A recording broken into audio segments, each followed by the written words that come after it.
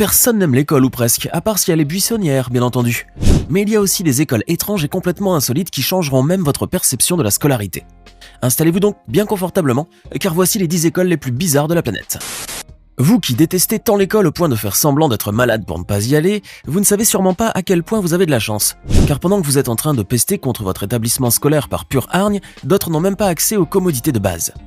Et lorsque vous avez des classes climatisées dotées de mobilier confortable, d'autres encore doivent se contenter du pavé froid comme banc d'école. Voici l'école des Samaritains en Inde, un établissement scolaire de fortune dédié aux pauvres petits orphelins et situé à l'intérieur d'une gare ferroviaire.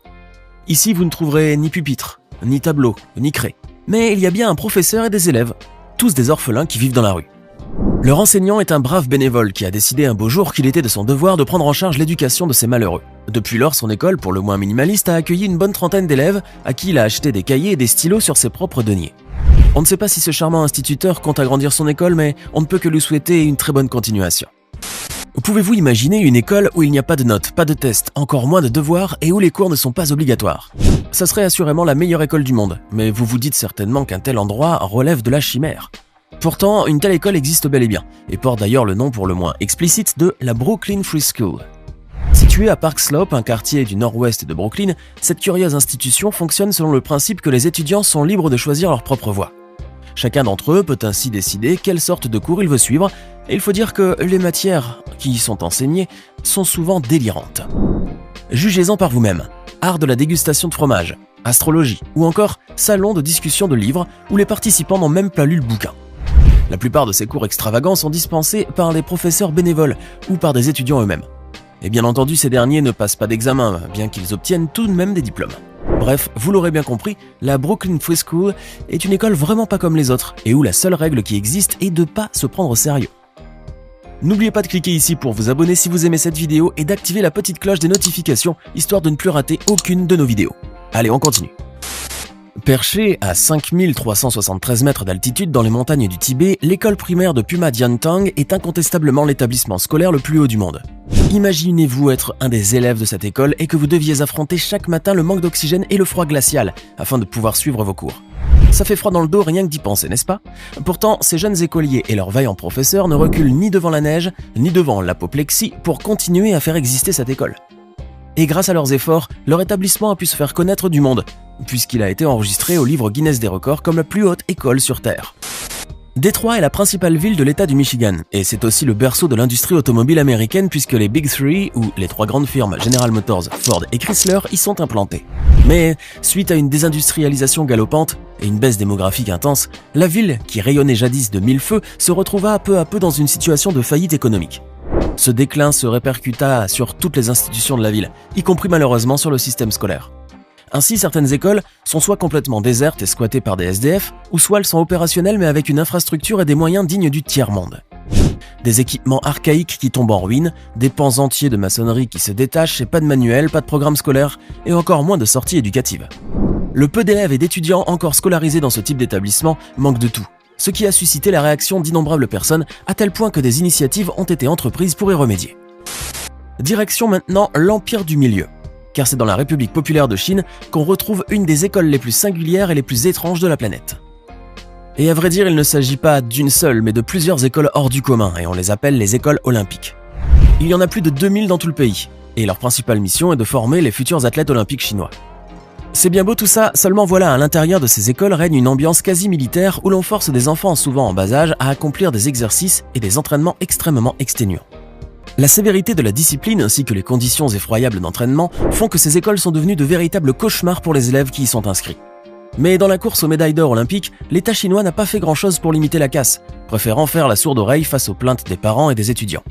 Les autorités jugent en effet que ce genre d'école est essentiel pour pouvoir former les futurs champions olympiques, fermant ainsi les yeux sur les choses abominables qui se passent entre leurs murs. Bienvenue à l'école communautaire Michaela, l'école la plus stricte et la plus sévère de Grande-Bretagne et très certainement aussi de toute la planète. Pour vous faire une idée, disons que c'est un petit peu Poudlard dirigé par Dolores Umbridge, soit une sorte de prison civile pour mineurs où tout est susceptible de vous valoir un blâme. Dans cette prestigieuse école londonienne, c'est le système très orwellien du démérite qui prévaut. Par exemple, vous avez oublié votre stylo ou votre gomme, vous obtenez un démérite. Vous regardez par la fenêtre pendant un cours, hop, un démérite. Vous vous affalez un peu trop visiblement sur votre banc, encore un démérite. Vous obtenez en fait un mauvais point à chaque fois que vous faites le moindre écart, et très souvent cela vire vraiment au ridicule, puisque vous pouvez en obtenir un juste pour ne pas avoir sorti votre manuel en moins de 10 secondes. Et attention, car si vous avez 2 démérites dans la même classe, vous gagnez 1 heure de colle, et les heures s'accumulent bien plus rapidement que vous ne le pensez. Elles sont d'ailleurs si souvent distribuées que l'école possède même son propre directeur de détention qui s'occupe exclusivement que des enfants punis. L'école communautaire Michaela n'a donc rien d'un établissement scolaire rêvé, à moins bien sûr que vous ne soyez des maniaques de l'ordre et de la discipline, et que votre livre de chevet préféré soit Le meilleur des mondes d'Aldous Huxley. Avant de continuer, il est temps maintenant de répondre à la question du jour, et comme toujours, il s'agit de culture générale.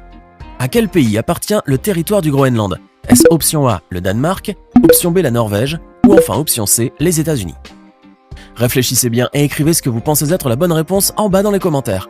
Nous verrons si vous aviez raison juste avant la fin de cette vidéo. Allez, on continue.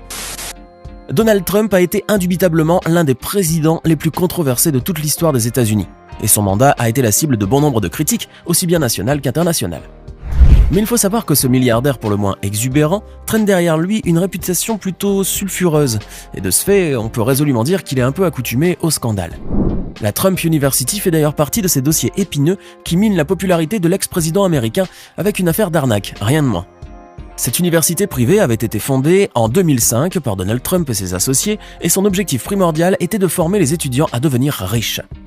L'université dispensait ainsi des cours sur les techniques immobilières, la gestion d'actifs, l'entrepreneuriat et surtout la création de richesses. Seulement voilà, après quelques années, les étudiants ont finalement compris qu'on leur avait juste vendu de l'air et que leur cursus scolaire n'allait pas faire d'eux des gens riches. Bien au contraire, cela les rendait encore plus pauvres, puisqu'ils ont dû débourser des sommes considérables pour leurs études. L'affaire fut finalement portée en justice et cette dernière obligea Donald Trump à verser quelques 25 millions de dollars en faveur des plaignants. Voici maintenant une école qui aurait bien été du goût de Bob Marley, s'il avait été toujours parmi nous. Dans cette académie plutôt particulière, vous pourrez suivre des cours de botanique appliquée et apprendre les différentes sortes de cultures de cannabis. Et oui, vous ne rêvez pas car l'université d'Amsterdam est un établissement unique en son genre où vous pourriez décrocher un diplôme en marijuana. Située à Oakland, en Californie, cette académie du cannabis dispense des cours qui tournent autour de l'univers cannabique, avec des matières telles que les lois sur la marijuana médicale, l'horticulture ou encore la cuisine au cannabis. On vous y apprendra également comment faire pour faire pousser de la bonne herbe et comment la distribuer proprement jusqu'à l'obtention de votre diplôme de de distributeur légal de cannabis et autres substances cannabinoïdes. Mais si vous croyez que l'université d'Amsterdam ne se prend vraiment pas au sérieux, vous avez tort, car ici le cannabis est considéré comme une véritable philosophie de vie. C'est d'ailleurs le seul endroit en Amérique où les gens peuvent obtenir une carte de marijuana médicale. Un précieux sésame officiellement attribué aux malades, mais qui permet officieusement aux consommateurs de pouvoir fumer sans problème dans des états où c'est encore illégal.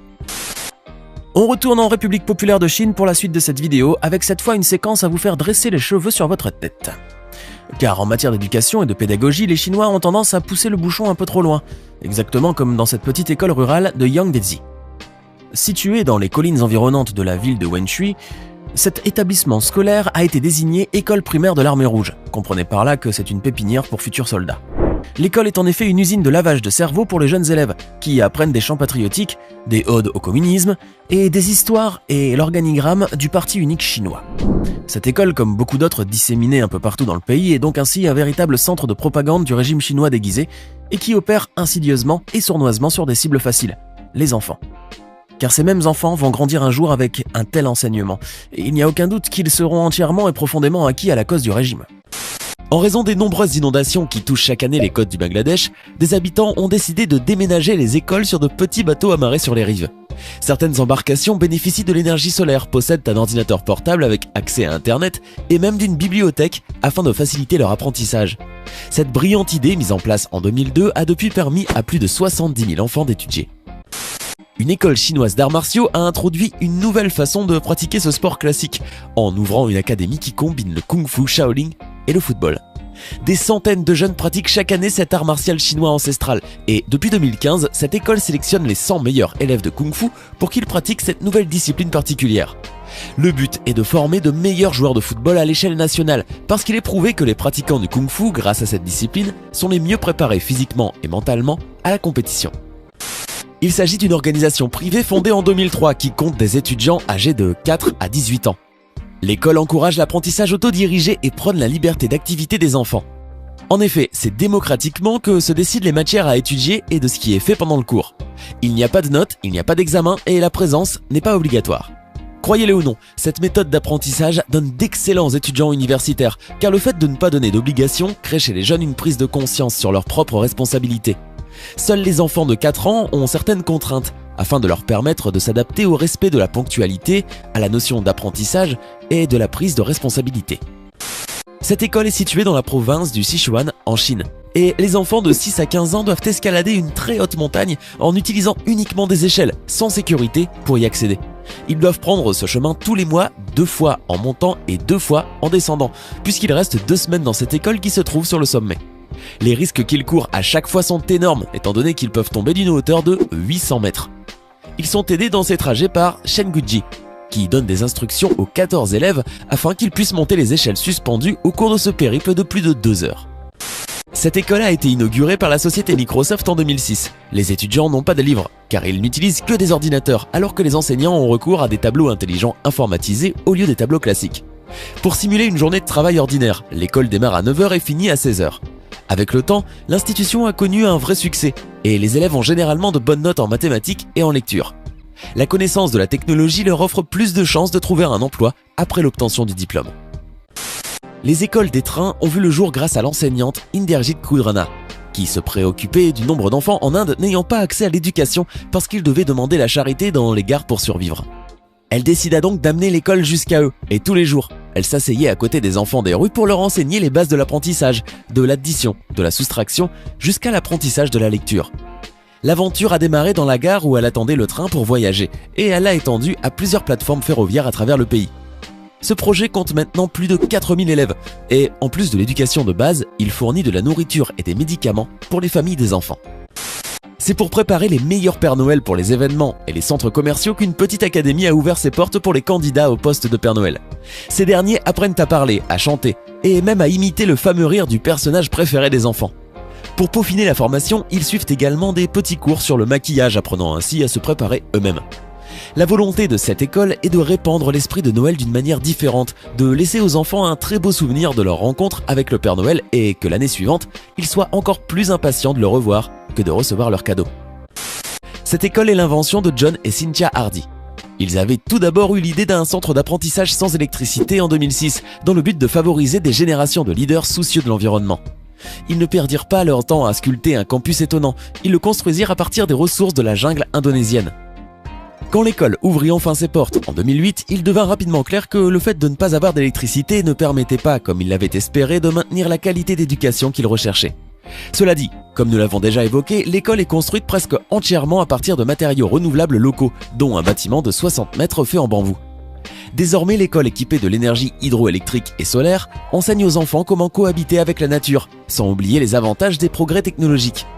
Les élèves du préscolaire jusqu'au secondaire y cultivent leur propre nourriture et y apprennent, entre autres, les sciences de l'environnement, l'entrepreneuriat et les arts créatifs. Le réchauffement climatique est un problème alarmant, qui peut être délicat pour certaines populations. Pour les habitants de la communauté de Makoko, au large des côtes du Nigeria, une hausse du niveau de la mer a déjà commencé à affecter leurs maisons. Que pouvaient-ils faire pour faire face à cette catastrophe imminente ? Eh bien, ils ont utilisé leur imagination.